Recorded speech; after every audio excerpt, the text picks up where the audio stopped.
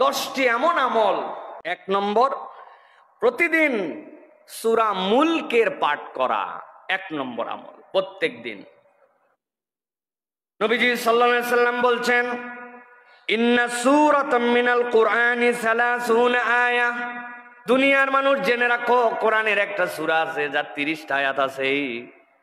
নবীজি বলছেন, শাফাআত লি সাহিবিহা হাত্তা গুফিরা লাহু। কিয়ামতের ময়দানে এই সূরাটা তার সাথীর ব্যাপারে সুপারিশ করতে শুরু করবে। আল্লাহ রাব্বুল আলামিন তাকে মাফ করে দেওয়ার আগ পর্যন্ত সে সুপারিশ করতেই থাকবে। সুবহানাল্লাহ। তার সাথীরে মাফ করাই নিয়ে তারপরে সে যাবে। বুঝেন তো সাহেব কাকে বলে, বন্ধু কাকে বলে? জীবনে একবার দেখা হয়েছে, এটা বন্ধু না। কোনোদিন আর তার সাথে কথাবার্তা হয় নাই, কোনো যোগাযোগ নেই, এটা বন্ধু না। বন্ধু মানে যার আপনি ভালোতে খবর নেন, মন্দতে খবর নেন, ঈদের সময় বার্তা পাঠান, সুযোগ পাইলে হাদিয়া দেন, তার বাড়িতে বেড়াতে যান, তাকে আপনার কাছে ডাকেন, হৃদয়ের মধ্যে গেঁথে রাখেন। আপনি বলেন দোস্ত থাকলে আমার দোস্তের মতো একটা আছে, এই আপনার দোস্তের নাম কি? সবার আগে যার কথা মনে পড়ে যায়, ঠিক কি না? আল্লাহ বলতেছেন, নবী আপনি জানায় দেন, কোরআন এরকম একটা সূরা আছে যার 30টা আয়াত আছে, ওইটা তার সাথী যে তারে বন্ধু বানায় ফেলবে, কিয়ামতের দিনে তাকে ক্ষমা করায়া শাফাআত দিয়া তারপরে সে জান্নাতে নিয়ে যাবে। এই 30টা আয়াত বিশিষ্ট সূরার নাম হচ্ছে সূরা মুলক। আমরা যদি চিন্তা করি যে প্রত্যেক দিন রাত্রে আমরা আমাদের জীবন থেকে 20 মিনিট সময় আলাদা করব, যে আমরা তেলাওয়াত করব, প্রথমেই 7 দিন আমাদের দ্বারা সম্ভব হবে না। এই জন্য প্রথমে বড় প্ল্যান দাঁড় করালে আর আমাদের মাথা আউলায় যাবে। টার্গেট করতে হবে সপ্তাহে অন্তত একবার সূরা মুলক না পড়ে আমি শুব না। এই বান্দা যখন মজা পাবে তখন সপ্তাহে 2 দিন হবে, কখনো সপ্তাহে 3 দিন হবে, কিন্তু কোনোভাবেই যেন প্রত্যেক মাসে 10 বারের নিচে না নামে। তো প্রথম থেকে যদি আমরা এই কর্মসূচি নেই, ইনশাল্লাহ আজকে শুক্রবার, আগামী জুমার আগে একবার হলেও কোনো একদিন রাত্রে ইনশাআল্লাহ আমরা সূরা মুলকে 30টা আয়াত পড়ব। সর্বোচ্চ সময় লাগবে যে একদম ভাঙ্গা ভাঙ্গা করে পড়ে তারও 10 মিনিট। এই 10 মিনিটের মধ্যে আমরা এই আমলটা জারি করে ওকে আমার বন্ধু বানায় নিলাম। আল্লাহ তোমার হাবিবের ঘোষণা অনুযায়ী সে যেন সুপারিশ করে তোমার দেওয়া পাওয়ার নিয়ে আমাকে জান্নাতে নিয়ে যায়। পারবো ইনশাআল্লাহ? এটা হচ্ছে আমাদের জন্য 1 নম্বর আমল। প্রিয় ভাইয়েরা, সংক্ষিপ্ত কথা বলবো, আজকে বলেছি 2 নম্বরে বার যে আমলটা করতে আমাদের কষ্ট হয় না, কিন্তু পলিসি না থাকার কারণে আমরা এই আমলটি ঠিকঠাক মতো করি না। সেটি হচ্ছে যে আমাদের প্রত্যেকের গোপনে সাদাকা দেওয়ার অভ্যাস করতে হবে। কি করতে হবে? সাদাকা করব, দান করব, কিন্তু এটা গোপনে দেওয়ার একটা অভ্যাস করতে হবে। শোনেন, 2টা জিনিস আপনাদের কাছে বলি। আরশের আজিমের নিচে যেই দিন কোনো ছায়া কিয়ামতে থাকবে না, আল্লাহ রাব্বুল আলামিন 7 শ্রেণীর মানুষকে তার আরশের নিচে ছায়া দিবেন, এবং ওই ছায়া দিয়ে বাকিদের হিসাব কমপ্লিট করে তাদের সাথে তাকে জান্নাতে পাঠিয়ে দিবেন। নবীজি সাল্লাল্লাহু আলাইহি সাল্লাম বলছেন তার একটা হচ্ছে ওয়ারাজুলুন তাসাদ্দাকা বিসাদাকাতিন ফাআখফাহা, এমন এক ব্যক্তি যে দান করত কিন্তু গোপন করে রাখত। কেমন গোপন? হাত্তা লা তা'লামা শিমালুহু মা তুনফিকু ইয়ামিনুহু, তার বাম জানতো না তার ডান হাত কি দান করে দিছে। এত গোপনে নিবৃতে, পরিবার, স্ত্রী, সমাজ, এমনকি নিজেও যোগ বিয়োগের খাতায় তুলতো না, এমন দান করত গোপনে যে তার বাম হাত জানে না ডান হাত কি দিয়া দিছে। এইরকম ব্যক্তিকে আল্লাহ রাব্বুল আলামিন আরশে আজিমের নিচে ছায়া দিয়ে দিবেন। সুবহানাল্লাহ। আল্লাহ রাসূল সাল্লাল্লাহু আলাইহি সাল্লামের এই হাদিসের আলোকে কোরআনুল কারীমের আয়াত আছে। আল্লাহ রাব্বুল আলামিন কোরআনে বলেছেন, ইন তুবদুস সাদাকাত ফানি'মাহি ওয়া ইন তুখফুহা ওয়া তুতুহাল ফুকারা ফাহুয়া খায়রুল লাকুম। প্রকাশ্যে দান করো, নো প্রবলেম, করতেই পারো। ওয়া ইন তুখফুহা, আর যদি এটা গোপন করে রাখো, ফানি'মা, আল্লাহ বলতেছেন এটা তোমার জন্য বিরাট বড় কল্যাণকর হবে। এই সাদাকাটাই কল্যাণ, তোমার এই সাদাকাটাই কল্যাণ।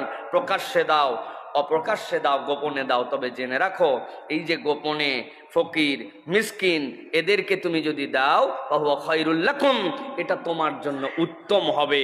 আল্লাহ রাব্বুল আলামিন আমাদেরকে দান করার অনেকটাই তৌফিক দিয়েছেন, কিন্তু আমাদের যা কিছু সব হিসাবের খাতায়, যা কিছু সব জানাজানিতে, জীবনে কোনো গোপন দান আমাদের আর নাই বললেই চলে, ঠিক না ভাই?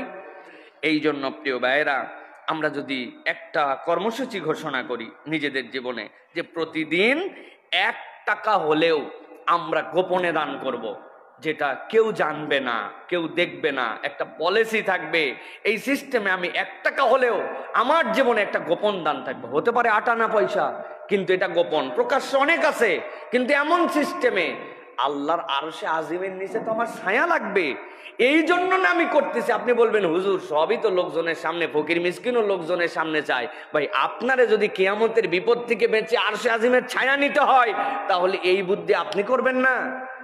আপনার পলিসি এটার মধ্যে থাকবে না? আপনার পকেটে 1 লাখ টাকা থাকলে আপনি তো বাজারের মধ্যে যাই গুনেন না, ঘরের মধ্যে দরজা লাগাই দিয়ে তারপরে আপনি গুনে টুনে তারপরে রাখেন। তাহলে আপনি এইটার ক্ষেত্রে প্ল্যান নিতে হবে, আমরা প্রত্যেকদিন যা দান করি প্রকাশ্য, কিন্তু টেকনিক্যালি 1 টাকা হলেও আমরা গোপনে দানের অভ্যাস জীবনে গড়ে তুলবো, পারবো ইনশাআল্লাহ? এটা যদি করি প্রিয় ভাইরা, আমাদের জীবন এবং অন্তর দুটাই বদলায় যাবে ইনশাআল্লাহ। বলে অন্তর কিভাবে বদলাবে? আল্লাহ বলেছেন ওয়াইন তুখফুহা ওয়া তুতুহাল ফুকারা ফাহুয়া খায়রুল লাকুম, তুমি যদি এটা গোপনে কোনো ফকির মিসকিনকে অভাবগ্রস্তকে দাও, এটা তোমার জন্য কল্যাণকর। কি কল্যাণ আল্লাহ প্রকাশ করেন নাই? আল্লাহর কল্যাণের প্রকাশই হচ্ছে হেদায়েতের উপর অন্তরকে অবিচল করে দেওয়া, সুবহানাল্লাহ। তাহলে 2 নম্বর আমল, এটা মনে থাকবে ইনশাআল্লাহ। এবার চলেন 3 নম্বর। 3 নম্বর আমলটি হচ্ছে দিনের শুরুতে 100 বার সুবহানাল্লাহি ওয়া বিহামদিহি পড়া। প্রত্যেক দিন দিনের শুরুতে সুবহানাল্লাহি ওয়া বিহামদিহি এটা 100 বার পড়া। কি লাভ এটা পড়লে? রাসূল সাল্লাল্লাহু আলাইহি সাল্লাম বলছেন মান ক্বালা সুবহানাল্লাহি ওয়া বিহামদিহি ফি ইয়াউমিন মিয়াতা মাররা, কেউ যদি প্রত্যেক দিন 100 বার করে সুবহানাল্লাহি ওয়া বিহামদিহি পড়ে, আল্লাহ নবী সাল্লাল্লাহু আলাইহি ওয়াসাল্লাম বলছেন হুত্তাত খাতায়াহু ওয়া ইন কানাত মিসলা জাবাদিল বাহার।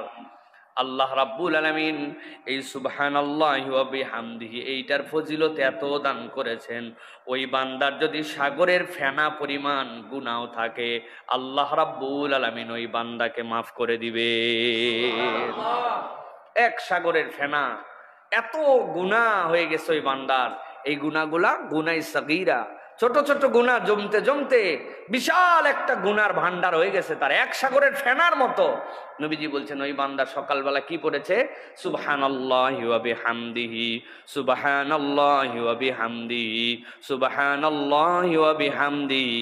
ওই বান্দা 100 বার এরকম করে পড়ে ফেলেছে, আর আল্লাহ রাব্বুল আমিন সাগর সম ফেনার গুনাহ তার মাফ করে দিয়েছে।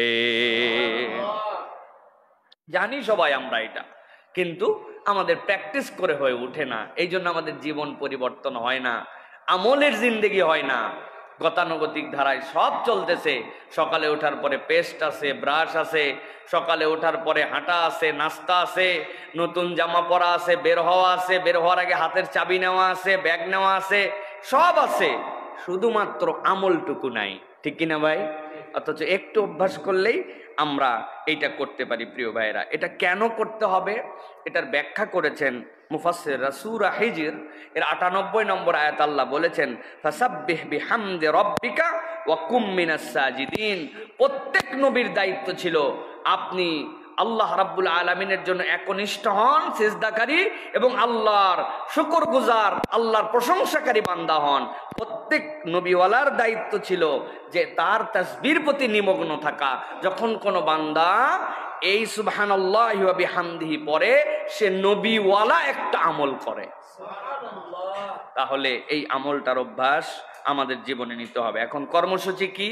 কর্মসূচি হচ্ছে সকালবেলা উঠে হাঁটতে হাঁটতে অথবা বসতে অথবা গোসল করে বের হতে, অথবা আমার যে সময়টুকুতে গাড়িতে করে যাচ্ছি, বাইকে যাচ্ছি, রিক্সায় যাচ্ছি, আমাকে টার্গেট করতে হবে সকালের পোরশনের আমল এইটা, আমি এই আমলটা শেষ করে নিব ইনশাআল্লাহ। পারবো ইনশাআল্লাহ?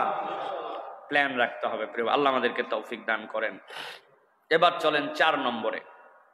4 নম্বর হচ্ছে ফজরের পরে সূর্য ওঠা অবধি সস্থানে বসে আল্লাহ রাব্বুল আলামিনের জিকির করা। যতগুলো আমল এখন পর্যন্ত বলেছি, এইটা হুজুর থেকে শুরু করে আমাদের সকলের জন্য এটা কঠিন। আমাদের যদিও আমরা যদি হিসাব করি তাহলে আমরা দেখব আমাদের এইখানে ফজরের জামাত কয়টায়, আজকে কয়টায় ফজরের জামাত হয়েছে? 5টায়। আমরা পড়ছি 4:55-তে দারুস-সালামে। তো এই যে 5টায় সালাত আর ফজরের সূর্যোদয় ছিল কয়টায়, আমরা যদি হিসাব করি মাত্র 30-35 মিনিটের মামলা আমাদের জন্য। নবীজি সাল্লাল্লাহু আলাইহি সাল্লাম বলছেন, মান সাল্লাল ফাজরা ফি জামাআতিন সুম্মা ক্বাদা ইয়াযকুরুল্লাহ, কেউ যদি ফজরের সালাত আদায় করে এরপরে উঠে নাই, ওখানেই বসে আছে, হয়তো নামাজের শুরুতে না বসে লেটাপারে বসছে, কিন্তু সেখানেই বসে আছে, হাত্তা তাতলু আশ-শামস সুম্মা সাল্লা রাকাতাইন, এরপরে সে হিসাব করে দেখছে সূর্য উঠে গেছে, নিষিদ্ধ সময় পার হয়ে গেছে, 2 রাকাত সালাত পড়ে ফেলছে, 2 রাকাত সালাত পড়ে এবার উঠে চলে গেছে। আল্লাহ নবী বলছেন কি করছে এই লোক জানো? কানাত লাহু কাআজরি হাজ্জাতিন ওয়া উমরাতিন তাম্মাতিন তাম্মাতিন তাম্মা। এই যে ফজরের জামাতের পরে বসে সূর্যোদয়ের পরে 2 রাকাত সালাত পড়ে গেছে, আল্লাহ তার আমল নামায় একটা পূর্ণ হজ, একটা পূর্ণ উমরার সওয়াব দান করে দিয়েছে। আল্লাহু আকবার। নবীজি 3 বার বলেছেন তাম্মাতিন তাম্মাতিন তাম্মা। ও আমার উম্মত জেনে রাখো, পূর্ণ হজ পূর্ণ উমরার সওয়াব আল্লাহ দিয়েছেন। আল্লাহু আকবার। 40 মিনিটের বিনিয়োগ, 30 মিনিটের বিনিয়োগ, 25 মিনিটের বিনিয়োগ। ভাই প্রত্যেক দিন হয় না, মানুষের ক্লান্তি থাকে, বসতে পারে না, ব্যস্ততা থাকে, কিন্তু ইমানদারের জীবনে সপ্তাহে 2-3 দিন সময় হবে না একটা হজ আর একটা উমরার সময় আর সওয়াবটা আমলনামায় নেওয়ার জন্য? এই আবেগ তার মধ্যে আসবে না, তাহলে জীবন কেমনে পরিবর্তন হবে? আপনি শুধু গেলেন, কোন রকম সালাত আদায় করলেন, সালাত হওয়ার সাথে সাথে সাত করে উঠে আপনি বাড়িতে চলে আসলেন, র্যান্ডম এভরিডে, প্রত্যেক দিন একই অভ্যাস। মহিলারা তার বাড়িতে সালাত আদায় করেন, তার ঘরের কোনায় হচ্ছে তার জন্য উত্তম নামাজের স্থান, কত সময় ব্যয় হয়, কিন্তু আমার মায়েরা জানেই না যে আমলটা আমি করতে পারি।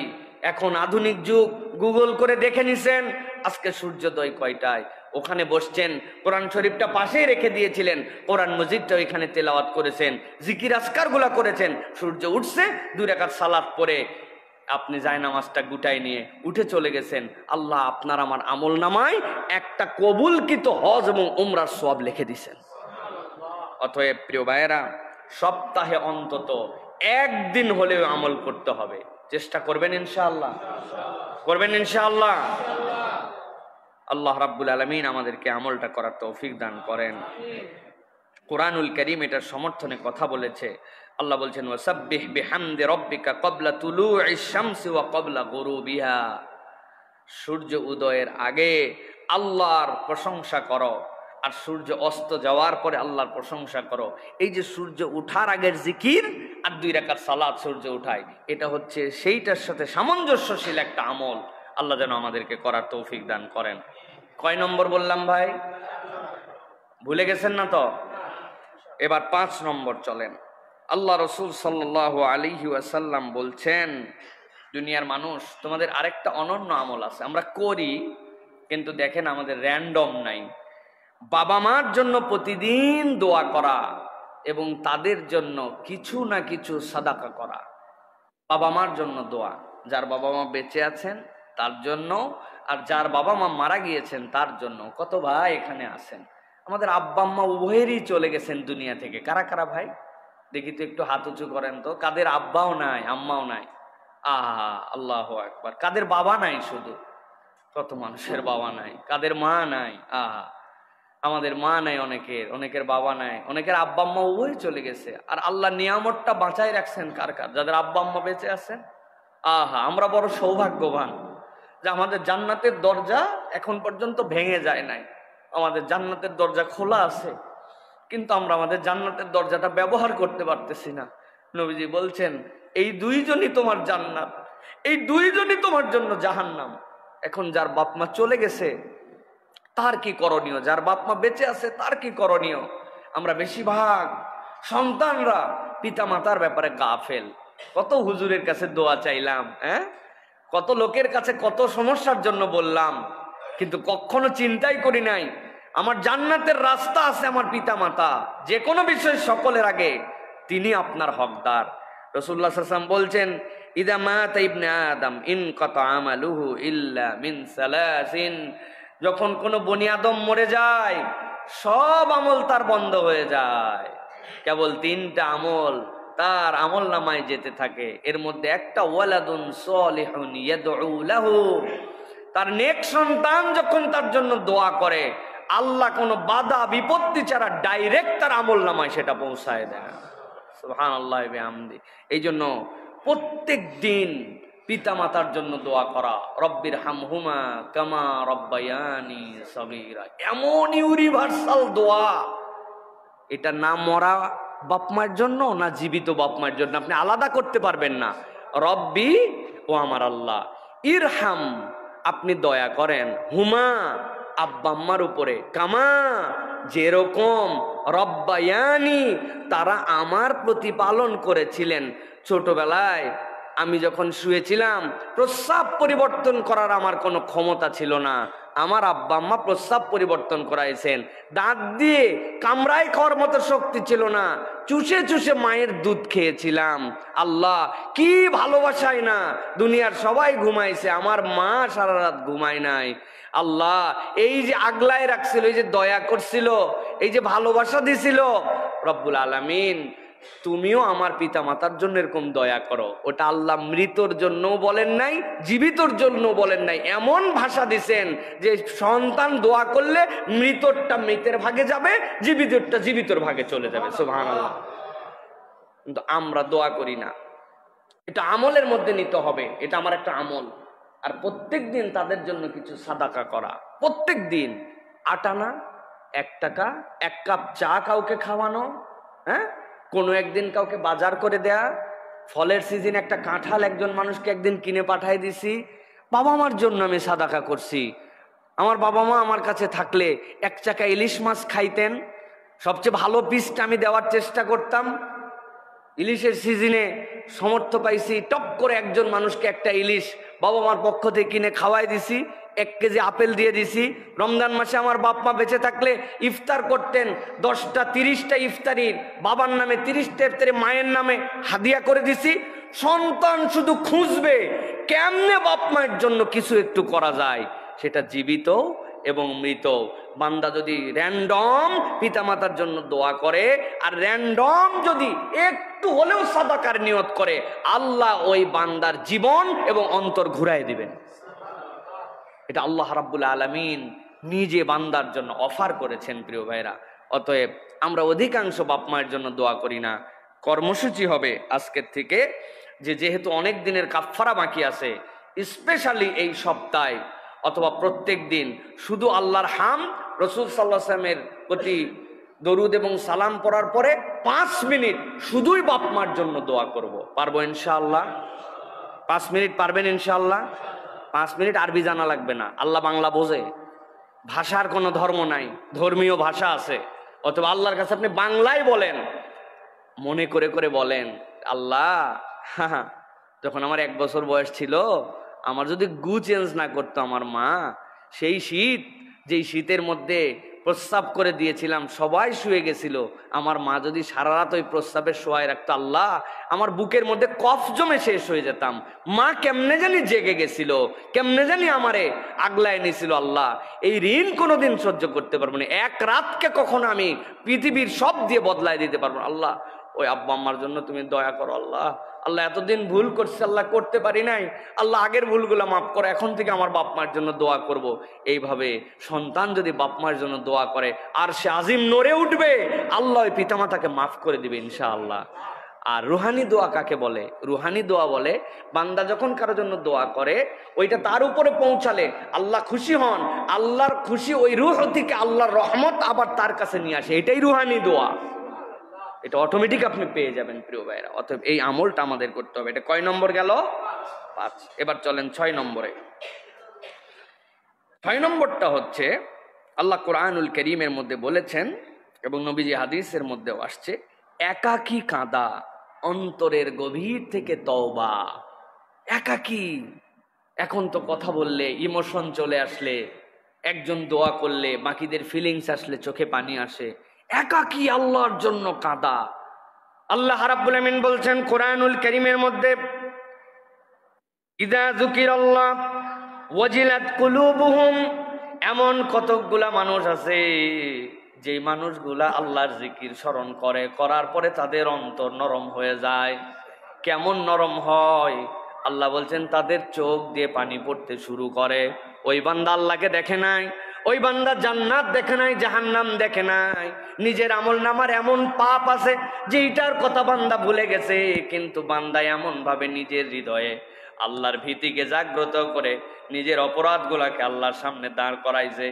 ঘুমায় আছে তার সন্তান, ঘুমায় আছে তার স্ত্রী, ঘুমায় আছে দুনিয়া, টপ করে উঠছে। ভাবটা এমন যেন প্রস্রাব করার জন্য উঠছে। বাথরুমের লাইট দিলে সন্তান উঠে যেতে পারে, কৌশলে বাথরুমের লাইটটা পর্যন্ত দেয় নাই, চলে গেছে অন্য জায়গায়। অল্প একটু কষ্ট করে অজু করে নিয়ে যায় নামাজটা পেরে দিছে, কেউ জানে না বাড়ির সবাই সবার মতো ঘুমায়। ওই বান্দা যায় নামাজের মধ্যে দাঁড়ায়া রব্বুল আলামিনের কাছে 2 রাকাত সালাত আদায় করে হাত তুলে দিছে। ইমোশন আসে না, চোখের পানি আসে না, সিজদায় চলে গেছে, রব আমার তো চোখে পানি আসে না। অথচ নবীজি সাল্লাল্লাহু আলাইহি ওয়াসাল্লাম বলছেন, ওয়ারাজুলুন যাকারাল্লাহ খালিয়ান ফাফাদাত আইনা, আরশে আজিমের নিচেতে এমন লোক জায়গা পাবে যেই লোক একাকী দাঁড়াইছে আর আল্লাহর জন্য চোখের পানি বিসর্জন করে দিছে। আল্লাহ তার চোখের পানির এমন মূল্যায়ন করছেন, ওই চোখের পানির কারণে আরশে আজিমের নিচে তার জন্য সিট বরাদ্দ করে রাখছেন। আল্লাহ আমি তো সেই তালিকায় আসতে পারি না, আমার অন্তর শক্ত হয়ে গেছে। আল্লাহ আমার চোখে তুমি পানি দিয়ে দাও, তোমার ভীতির কথা আস্তে আস্তে মনে করবে আল্লাহর কাছে। আল্লাহ রাব্বুল আমিন ওই বান্দার চোখে এক ফোঁটা পানি যদি চলে আসে, একদিন আসবে না, 2 দিন আসবে না, চোরের মতো করে আল্লাহর সামনে দাঁড়াইছে, কেউ জানি না জানতে পায়। দরজা একটু নড়ে গেছে বাড়ির, নিজের সংকীর্ণ হয়ে গেছে, আমার এই চোখের পানিকে কেউ দেখে ফেললো কিনা, এটা তো কাউকে দেখানোর জন্য আমার তাহাজ্জুদ নয়, কাউকে জানানোর জন্য নয়। আল্লাহর কাছে 1 দিন 2 দিন পড়ার পরে চোখ বন্ধ করে যখন জাহান্নামের বিভীষিকার কথা চিন্তা করবে, নিজের আমল নামা যদি কপাল দিয়ে প্রকাশ পেয়ে যেত, দুনিয়ার মানুষ সালাম দিত না। রে আজকে আমাকে কত সম্মান দেয় মানুষ। আমার বাথরুমের গুনাহ, গোপন গুনাহ, চোখের গুনাহ, মোবাইলের গুনাহ যদি জানাজানি হয়ে যেত, আমার আব্বা পর্যন্ত আমাকে দিকে তাকাতো না লজ্জায়, অথবা বাপের আমল নামায় এমনটা আছে সন্তানকে মুখ দেখাতে পারতো না। আল্লাহ সব তুমি গোপন রাখছো, আল্লাহ তোমার কাছে কিচ্ছু গোপন নাই, তুমি গোপন গুনাহগুলা দয়ামান রব আমাকে গোপনে মাফ করে দাও। 1 দিন 2 দিন করতে করতে বান্দার চোখ দিয়ে যদি পানি আসে, ওই পানিটা বান্দার নাজাতের ওসিলা হয়ে যাবে। এটা একটা আমল। কত রাত জেগে পার হয়ে যায়, কিন্তু কখনো আল্লাহর জন্য চুপচাপ এরকম ডেডিকেশন আমাদের হয় না। ভাই রে, জীবন পরিবর্তন করতে হলে এটা করা লাগবে ভাই, করতে হবে ভাই। এরকম করে চলতে চলতেই জীবন শেষ হয়ে যায়। কার জীবন কিভাবে শেষ হয় আমরা বুঝি না। বাহার ভাইয়ের ঘটনা শুনছেন না আপনারা? আমি তো একদিন হলো নিজেকে স্থির রাখতে পারি নাই। আহারে, প্রবাসে যাওয়ার আগে স্ত্রী গর্ভবতী, আসবো আসবো করে করে আসতে পারে না।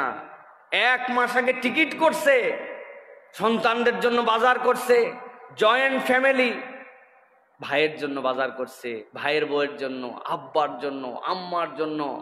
সন্তানরা সবাই সহ্য করতে পারে নাই, এয়ারপোর্টে চলে গেছে সকলে মিলে এক গাড়িতে আনন্দ করে। আব্বা আসতেছে, স্বামী আসতেছে, সন্তান আসতেছে, আমার বড় ভাই আসতেছে। এয়ারপোর্টে সন্তানকে দেখে একটু জড়ায় ধরছে, দিয়ে বলছে এটা তোর গিফট। বলছে মা এখনই খুলবো। বলছে খুলিস না, বাড়িতে যাই সবাই মিলে দেখে দেখে আনন্দ করে খুলবো। আব্বা এটা তোমার জন্য আনছি, এর মধ্যে আব্বা এখানে তো খুলতে পারলাম না, হাতে করে এইটুকু নিয়ে আসছি, অন্তত চকলেটটা মুখে দাও। কি আনন্দ, কি পরীক্ষা আল্লাহ তাদের উপরে নিয়ে ফেললেন। রওনা দিয়ে গেছে, গাড়ি নেমে গেছে। গাড়ি নামার পরে ড্রাইভার নেমে পালায় চলে গেছে, দরজাগুলো আর খুলতে পারে নাই। ওর মধ্যে থেকে সন্তানকে মা ছাড়ে না, বলছে তুমি বের হও, সন্তান না নিয়ে ছাড়বে না। ভাইয়ের বউকে বলছে তুই বেরো, ও তাকে নিয়ে নামে না। তো মাকে বলছে তুমি নামো, শাশুড়ি ছাড়া নামবে না। আস্তে করে তলায় গেছে গাড়ি, কি মর্মান্তিক, পুরা পরিবার শেষ, যেই লোক আসছে তাদের কাছে কেবল সে বেঁচে আছে। কিভাবে সহ্য করবে? কেমনে এইটা সহ্য করবে?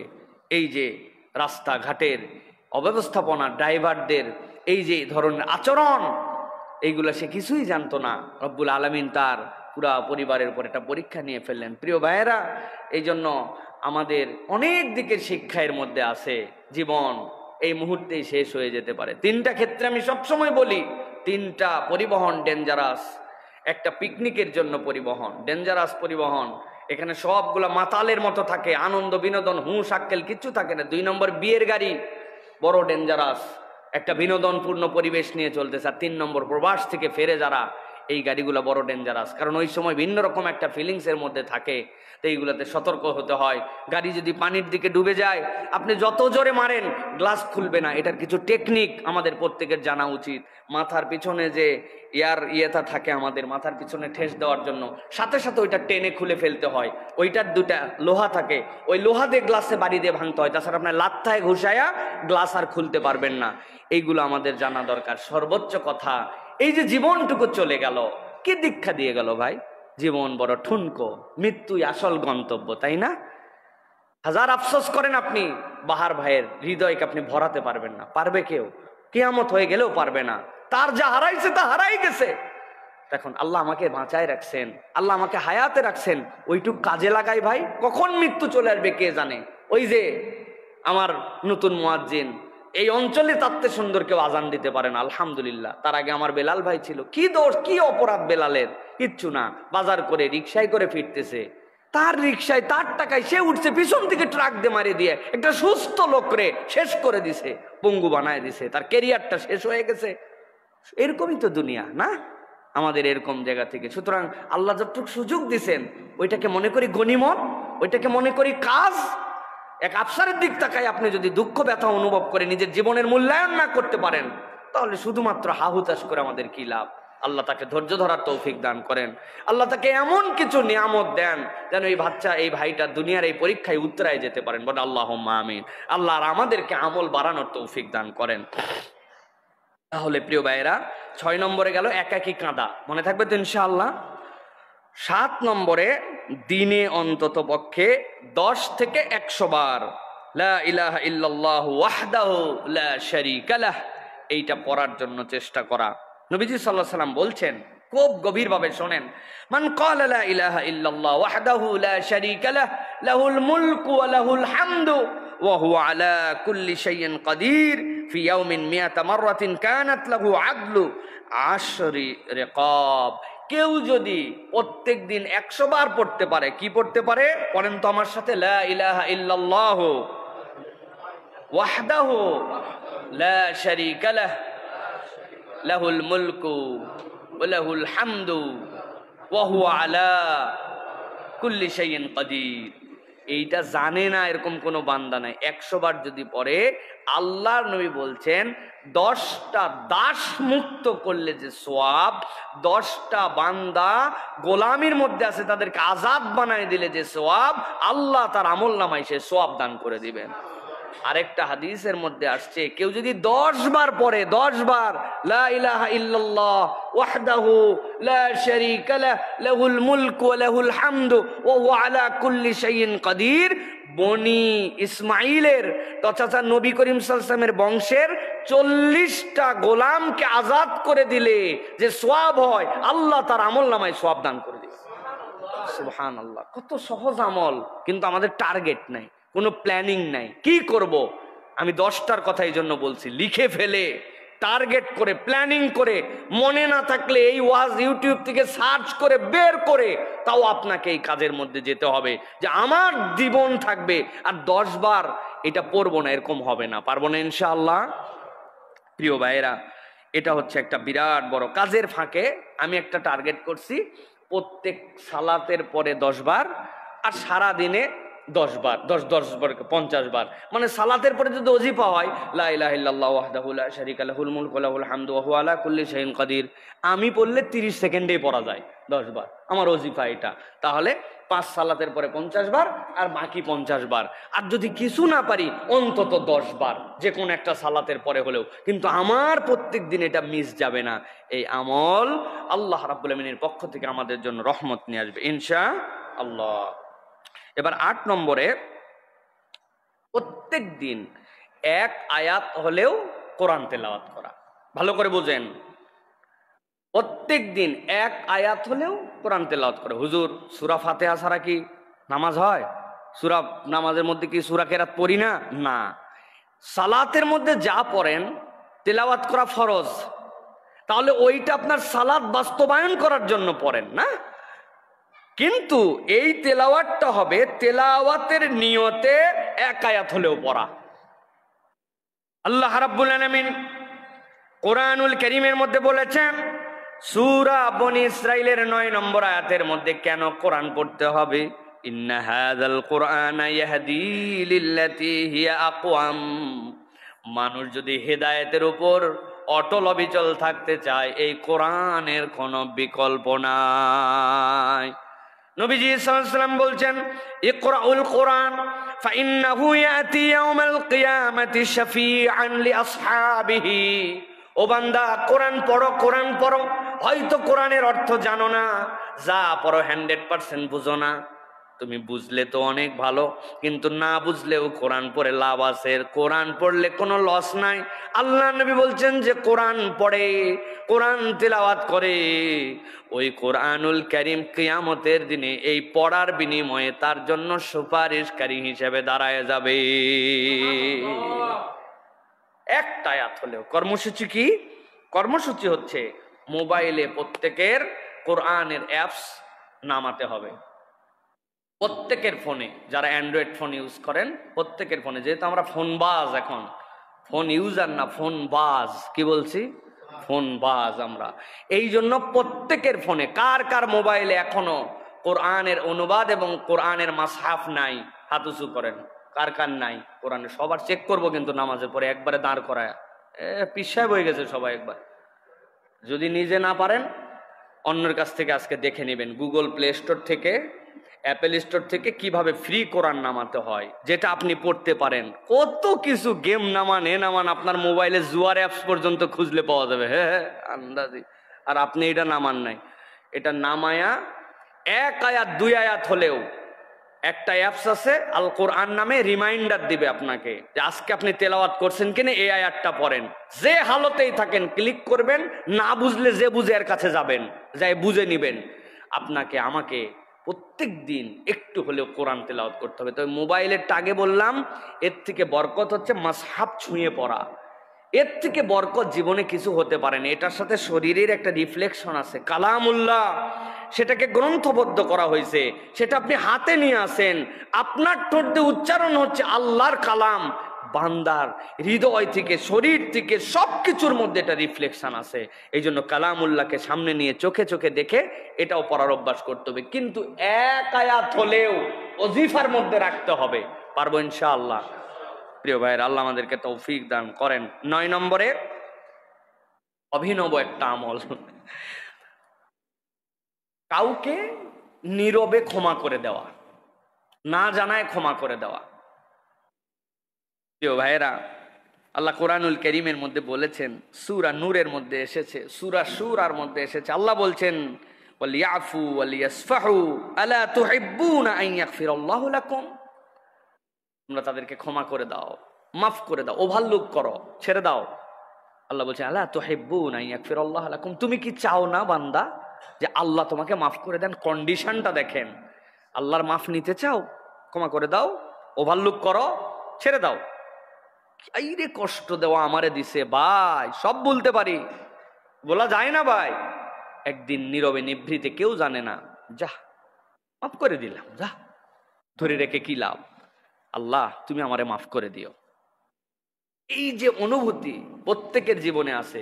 কথায় খোঁচা দিছে, আচরণে কষ্ট দিছে, দেনা যেই সময় পরিশোধ করার সময় দেয় নাই, উমুকে ঠকাইছে, তুমুকে আমারে, মানে আমাদের জীবনে প্রত্যেকের সাথে আছে।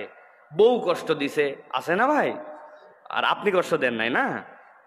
দুইটাই আছে, বেশি বেশি আছে দুইটাই। তো আল্লাহ মাফ করে দিলাম। গোপনে নীরবে ঘোষণা ছাড়া আল্লাহর সাথে অন্তর টন্তর মুখ দিয়েও বলা লাগে নাই, এটা আমার একটা আমল। চিন্তা করে দেখছেন কোনোদিন যে এইটা আমল হতে পারে? এই আমল আমাদের জীবন পরিবর্তন করতে পারে। আল্লাহ বলছেন ফামান আফা ওয়া আসলাহা ফাআজরুহু আলাল্লাহ, কেউ যদি ক্ষমা করে আর তোমাদের মধ্যে থেকে কেউ যদি শুধরায় দেয়, আল্লাহর কাছে সে বিনিময় পাবে। সুবহানাল্লাহ। ফামান আফা, ক্ষমা করে দিছো, বিনিময়কে দিবেন আল্লাহ। এই জন্য আমাদেরকে মানুষকে ক্ষমা করা, এটাও একটা আমল। ভুল করে ফেলছে, অপরাধ করে ফেলছে, যা মাফ করে দিলাম, এইটা একটা বিষয়। সর্বশেষ যেটা বলবো ভাই, নিজে একা কোনো পুণ্যের কাজ শুরু করা যেন কিয়ামত পর্যন্ত তা চলতে থাকে। আমি এমন একটা কাজ শুরু করছি, এমন একটা কাজের উদ্যোগ নিয়েছি, এমন একটা কাজ আমি ভালোভাবে প্র্যাকটিস করা শুরু করছি, আমার টার্গেট যে কিয়ামত পর্যন্ত। ভাই জীবন তো শেষ হয়ে যাবে, কিন্তু আমি কি রেখে গেলাম? এর এক পর্যন্ত যা বললাম সব ব্যক্তিগত, আপনিও শেষ, আমলও শেষ, কিন্তু এইটা হচ্ছে আপনার চান্স যে আমি চলে যাব কিন্তু আমল থেকে যাবে। নবীজি বলছেন মান সান্না সুন্নাতান হাসানাতান ফাআমিলা বিহা, কেউ যদি কোনো একটা ভালো কাজ, সুন্দর কাজ প্রচলন করে এবং সেটার উপরে সে আমল করে, কানা লাহু আজরুহা ওয়া মিসলু আজরি মান আমিলা বিহা, এটা করলে তো সে সওয়াব পাবে। আর যারা এই কাজ করবে প্রত্যেকের আমলের সওয়াব আল্লাহ তার আমলনামায় দিবেন।